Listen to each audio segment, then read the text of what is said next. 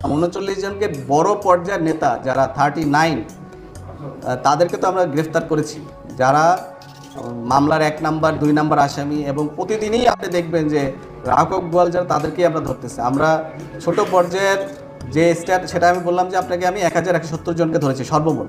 বিভিন্ন এলাকার যারা নেতৃস্থানীয় নেতা ছিলেন এবং যারা ছিলেন তাদেরকে আমরা টোটাল 39 ধরছি, এবং এটা সংখ্যাটা আরও বেড়ে যাবে। এটা 39 হচ্ছে, আমি লাস্ট এসবিপির কথা বলছি। এখন এই কয়েকদিনে আরও যোগ হয়েছে। আমরা কিন্তু ধরছি, আমরা কাউকেই ছাড় দিব না, আমরা কাউকে ছাড় দিব না এবং দিব না, এবং যখনই আমরা সুযোগ পাবো তখনই আমরা সবাইকে আইনের আওতায় নিয়ে আসবো।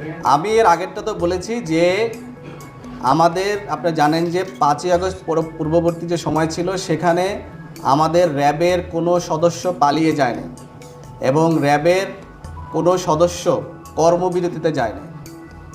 এটা অন্যান্য অনেক বাহিনীর ক্ষেত্রে হয়েছে, কিন্তু র্যাবের কোনো সদস্য, আমাদের এখানে র্যাব একটি কম্পোজিট ফোর্স, এখানে কিন্তু প্রায় 8টা বাহিনী থেকে কিন্তু এখানে আমাদের বিভিন্ন সদস্যরা আসেন।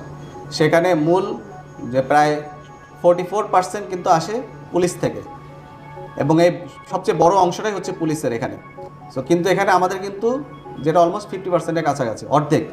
সো সেখানে কিন্তু, এবং আমরা কিন্তু র্যাব খুবই একটা ছোটো একটা বাহিনী, 10,000-এর কাছে প্লাস মাইনাস একটা ফোর্স আমরা।